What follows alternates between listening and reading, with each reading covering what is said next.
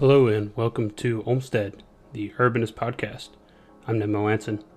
Today I'm talking with Tyler Newcomb, an EMT in Jersey City who advocates for safe streets. His advocacy work stems directly from the carnage of traffic violence that he sees on the streets of Jersey City every day and deals with as a medic. In this episode, we cover a highway widening project that will negatively impact urban communities in New Jersey, as well as his grassroots activism against this and other fossil fuel projects, environmental degradation and inequalities in cities in New Jersey, how our transportation system is dangerous no matter how you travel, plus what led Tyler to urbanism, how he convinced his EMT colleague to buy an e-bike, and what the biggest obstruction to EMT response times is. Hint, it's cars. We covered a lot, and I had to cut several parts in the interest of time, so be on the lookout for another interview with Tyler in the future. But for now, here's Tyler. Let's get right into your organizing work. Would you describe what is going on in Jersey City and what you are organizing against? Yeah, so the New Jersey Turnpike Authority and the state of New Jersey want to widen the turnpike that goes from Newark through Bayonne and Jersey City, leads right to the Holland Tunnel, which is a 2-lane in each direction tunnel that goes into New York. The project is $4.7 billion, and it includes reconstructing bridges, tearing down and rebuilding viaduct structures, resurfacing, and widening the highway that exists as is. Obviously, widening a highway is never a good idea, but especially when you're talking about widening a highway that leads right to a 2-lane road, it really makes absolutely no sense. It's already a bottleneck there. The only proposal for it is that it's going to reduce traffic, which, again, we know is not the case. You know, the laws of induced demand are ironclad. So it's a big waste of money, and it's going to have a really huge negative impact on our community. And could we just, for those, the uninitiated, what is induced demand? Could you give us a quick definition of that? Yeah. So induced demand, basically, if you were to widen a highway, more people, if you've got congestion on a highway, and you widen it to reduce traffic. The traffic is going to reduce short term, and more people are going to decide to drive because it's a faster alternative. And then in the end, what you have is more people are driving, and the congestion gets as bad or oftentimes worse than it was before. So you really see no improvement. You just mode shift people into a car. So what's the justification for the widening? So the state's justification, they say, it's twofold. One is the infrastructure is failing, and it's 50, 60 years old and needs to be replaced or repaired. And then the second justification for widening it is that they want to reduce traffic on the extension that leads to the Holland Tunnel. Governor Murphy has come out and just made some really wild claims. We need to widen the highway because our transit infrastructure isn't good. He said that as if we couldn't put that $4.7 billion into transit infrastructure. Right. Yeah. He's also said that widening the highway is going to be good for the environment because it's going to allow more electric vehicles, which again, just like a totally asinine, not founded in reality statement and claim. Yeah, I love when public officials will say like, oh, it'll reduce idling time, or something like that. Right, or yeah. Like, it's like, okay, like what that's like a 2% difference? Do you understand like the bigger picture here? And then it's always like circular logic or chicken and the egg problem. Oh, we don't have good enough transit infrastructure, so we can't move away from cars. And we can't move away from cars because we don't have good enough transit infrastructure. It's you're the governor. You can invest in transit. It really makes no sense to me. A lot of people, on my coalition that are organizing for this, and this coalition is a group of people from safe streets advocacy groups, bike advocacy groups, environmental groups, sustainability groups. A lot of people there and a lot of people in Jersey City, including the mayor, are really pushing and saying, hey, we want better transit. We want this money to go to union jobs. We just don't want more highways. We want better transit, better access. What's the big deal about adding another lane? It seems like a small addition. Yeah, for most of the highway through Jersey City, it runs along the east side, and it divides Jersey City residential communities from Liberty State Park and from a lot of the industrial areas on the east side of the river there. once it gets into kind of the downtown area, this structure becomes like really, really high, and it's a large overbearing structure. It's going right through Jersey City. It's going right through. We're doing an upcoming ride, and we have 7 stops that we're going to talk about on where the turnpike is affecting communities. There's 3 or 4 low-income housing projects that the turnpike is 100, 200 feet away from. There's several schools. There's one park in particular that is a public school and a park that sits almost directly underneath the highway. When they did resurfacing and repairs several years ago, the lead paint chips actually rained down onto the playground, and kids couldn't use the playground because it was just such a toxic environment. We're talking about not only noise pollution, congestion, all the money that needs to be spent on this project, but also safety. We have people that exit the highway onto our city streets at 50, 60 miles an hour. We have, toxic, like I said, lead paint chips. There's chromium in the water underneath it. Fumes, particulate matter from tires and brake wear. It's just really terrible for our community in every way: health, safety, quality of life, and otherwise. I was picturing, a highway kind of out in the middle of nowhere. I know it's Jersey and New York City Metro, but like just when you imagine the highway, it's always out in kind of the country, But yeah. So much of highways are in the middle of cities. And I think it's important to remember, like, Jersey City and Hudson County are very densely populated. Up to 40% of people in Jersey City don't own a car or don't get around by a car. I don't own a car personally. A lot of people I know don't. So we're talking about like a dense city area with a lot of, local businesses, a lot of residents, and there's just this massive highway coming through it that primarily serves suburban commuters rather than the residents that live here. Who are then bearing the brunt of that environmental degradation you just mentioned too. Absolutely, yeah. So getting to the organizational piece of it, what are you doing on the ground? We've gotten the city of Hoboken, which is just north of where the highway runs through, and the city of Jersey City, where the highway runs through, to both pass unanimous resolutions formally opposing the turnpike widening. So that's a huge first step. Every single person in Jersey City Council, even those that, are opposed to other like urbanist projects, is opposed to the turnpike. So a lot of the people here, government and citizens, oppose this. We've had a couple rallies. We went down to Trenton to oppose a lot of fossil fuel projects. We had a rally at the Turnpike headquarters in Woodbridge, New Jersey, and there was a group of folks that actually marched from each fossil fuel project in New Jersey to the next to oppose all of them. We're trying to put the pressure on Governor Murphy, kind of let people know that this is totally out of line with pretty much every major Democratic politician's campaign or ideas, and just kind of get more info out to the public so that people know that this is happening and can speak up about it. Can we dig into the political aspect of it? What's the political climate at the city municipal level in New Jersey? Because I've heard, some things about Jersey City about it being very progressive and Hoboken as well. Is that pretty unanimous across Jersey cities? And then how does that match up at the state level and with the governor's mansion? So Jersey City and Hoboken are pretty progressive, pretty liberal cities. When it comes to urbanization, we're making good strides, but we're not quite there yet. There are definitely still a lot of people here. You can hear horns in the background of my audio of someone just laying on their horn for 15 seconds. Yeah. So we have a lot of people here that are very like car centric, think that bikes shouldn't be on the road, think that people shouldn't have crosswalks to walk through, see no problem in parking in handicap spots and in crosswalks and in bike lanes. So we're making a lot of good strides. It's America. Yeah. We're making a lot of good strides. As far as like the city government goes, we have some really excellent people in the Department of Infrastructure and the Director of Transportation Planning that are really kind of with urbanization.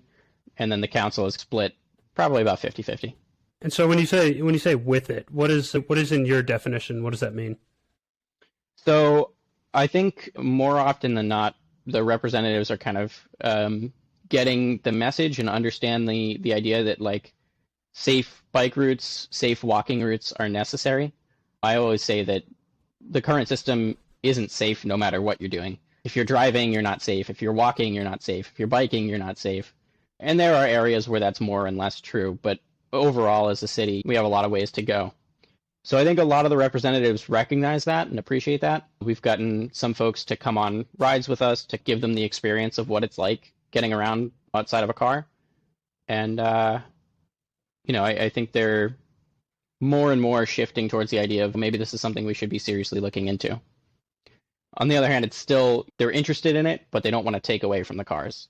So we're still got to get over that hump. While we're on the subject of politics, I guess I should probably mention we do have one council member at large, who recently was involved in a hit and run crash of a cyclist. Oh, I heard about that. Yeah. Yeah, Amy Gigi's. Very brief summary. This was in kind of the south of Jersey City. There was a cyclist that was riding on the street. He rode through a red light. So the cause of the crash is his fault. And there's debate as to personally, I don't think he intentionally ran through the light. I think there were a bunch of conditions that were distracting him. In the end, the cause of the crash was his fault. The council member proceeded through the green light, struck him. He was flung off his bike, landed on the ground, and she did not even tap the brakes, slow down, stop at the scene. It took her 6 hours to turn herself in. There's a lot of speculation that someone from inside the Jersey City Police Department called her and said, "Hey, we have your plate on camera. You should fess up now." And that has just kind of exposed a lot of nepotism. I mean, she's the daughter of the Hudson County executive, so she's a machine candidate. And then there's corruption going on, entitlement, lots and lots of problems there. She's yet to step down. Yeah. It makes you wonder if she was going to even turn herself in. Yeah, and there was, a fake story. I mean, I don't think the story was real. There was a story that was circulated that she hit her head and didn't remember what happened. But you can see on the footage, she's just both hands on the steering wheel, just staring straight ahead. It didn't look like she was distracted or anything. I don't know if she was intoxicated or impaired or asleep at the wheel. Yeah. I mean, and I don't know what went through her head after that she just left the scene without stopping. Yeah, the hit and run psychology it's both baffling, and it's because it's such a prevalent thing, right? They happen every single day. You hear about it, hit and run, and it's like it can. I mean, it sounded like this cyclist was okay overall. I'm not sure about his injuries, but fairly minor in the end, thankfully. Yeah, thankfully so. But it's like you enter into this kind of fight or flight, I imagine, if you were to hit somebody.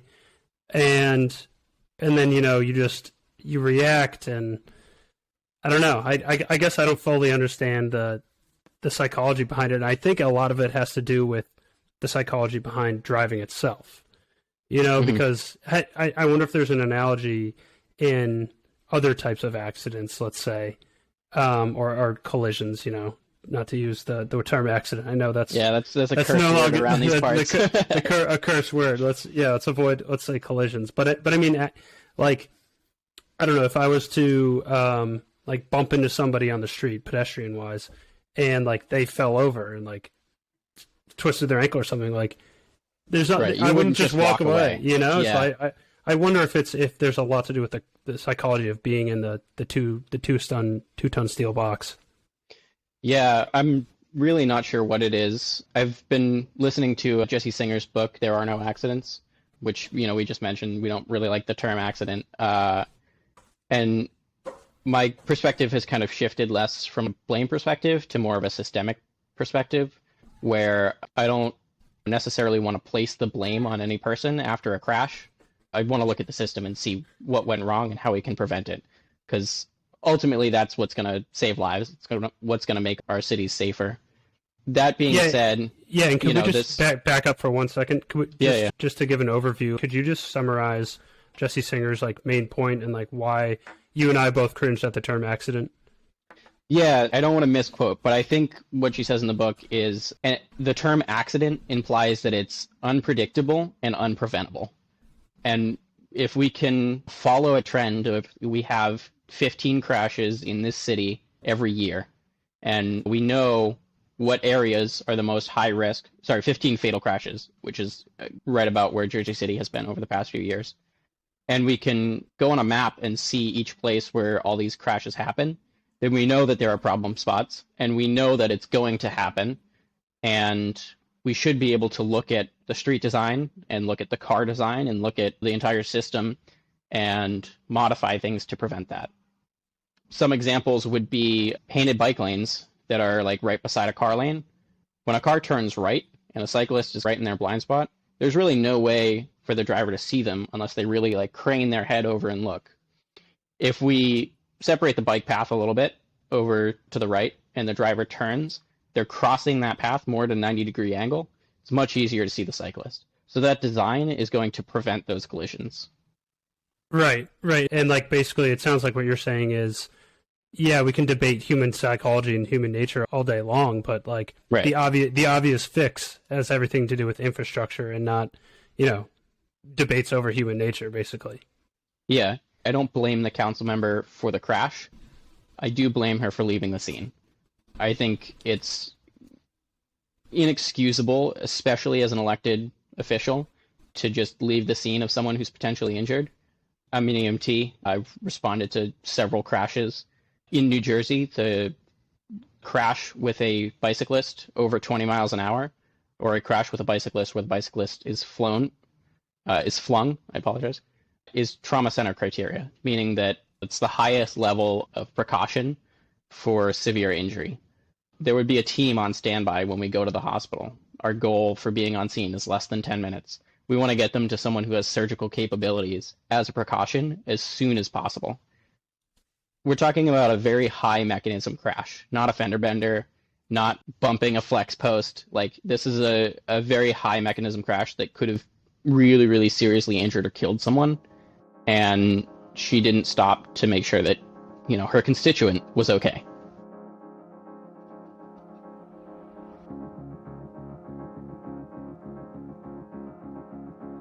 I'd be interested to hear just about your general experience as an EMT. It sounds like you've dealt with car crash victims before.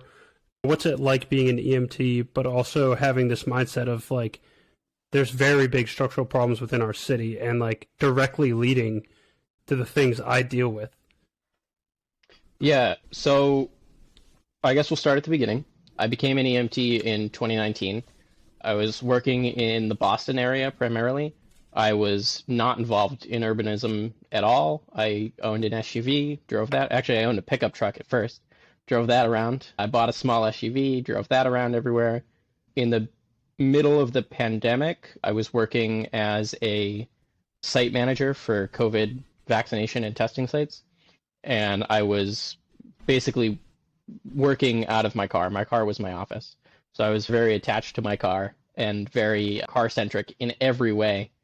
Around that time, I got exposed a little bit online to like urbanist ideology and transit infrastructure and was interested in it, but not really like active.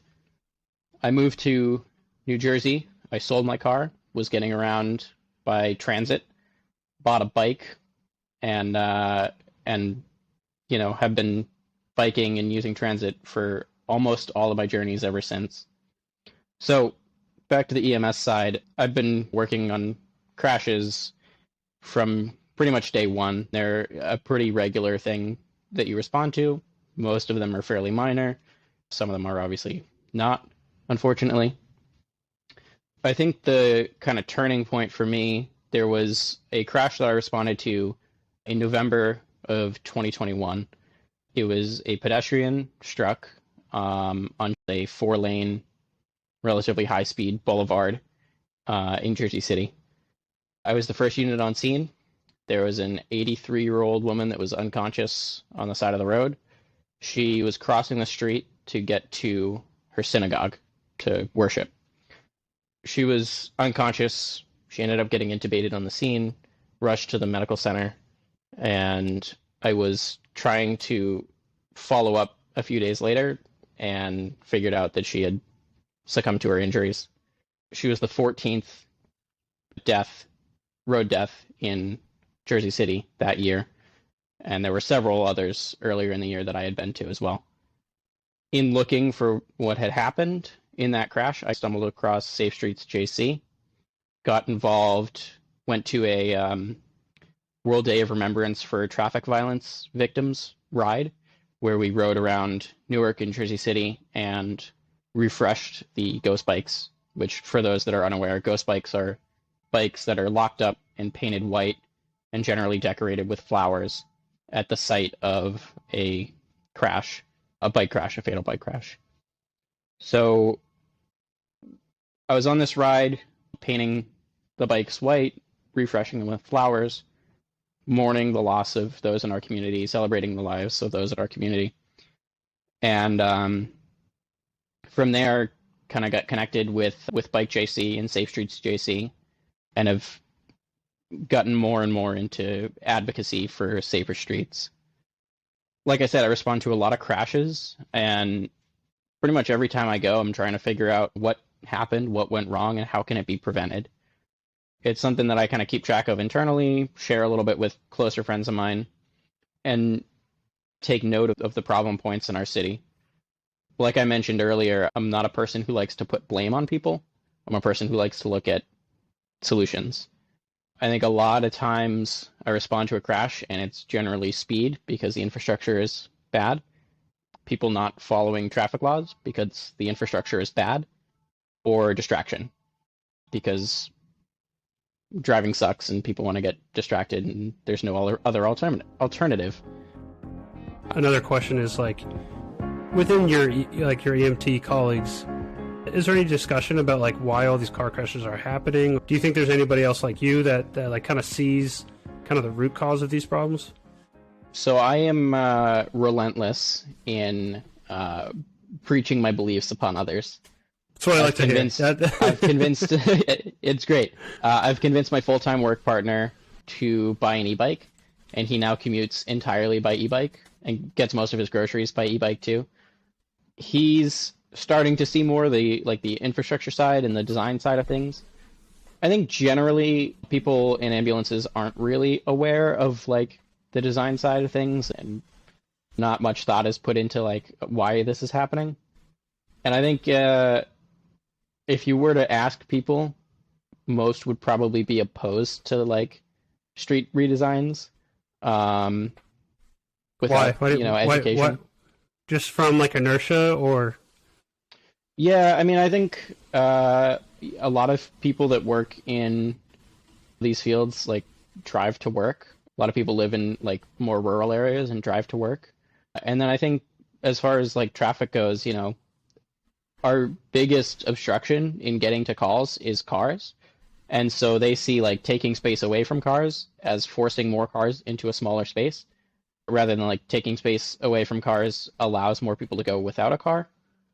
And I think sorry to interrupt you, but I think that's a really important point, and I just want to emphasize that. So could you just say that again? Just like the difference between taking space away from cars and the, you know, allowing people to not have a car.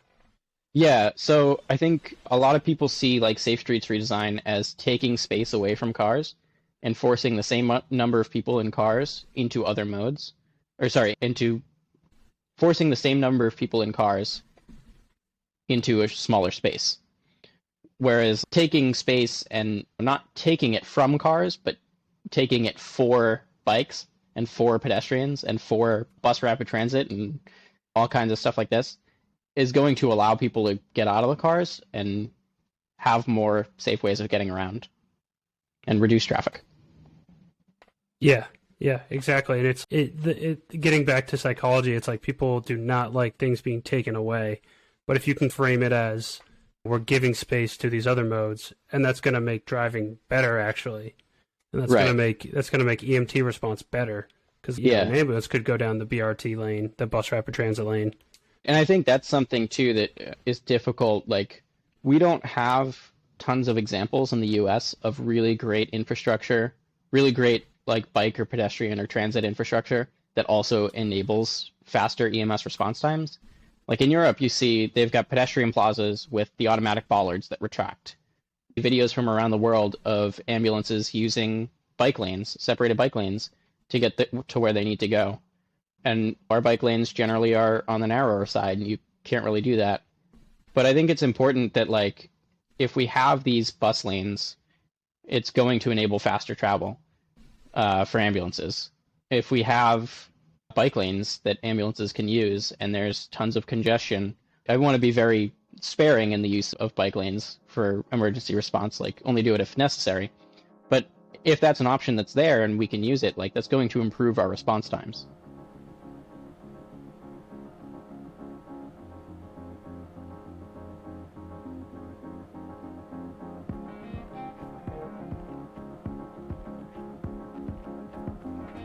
Okay, that was Tyler Newcomb, an EMT and Safe Streets advocate in Jersey City, New Jersey. We covered a lot in this episode, and there was some I had to cut, like I said earlier, so be on the lookout for another episode with Tyler in the future. If you're interested in these kind of discussions, check out the Olmsted Slack channel, where we discuss urbanism, safe streets, bike lanes, car violence, politics, grassroots activism, all that stuff, and more. So check us out at olmsted.city.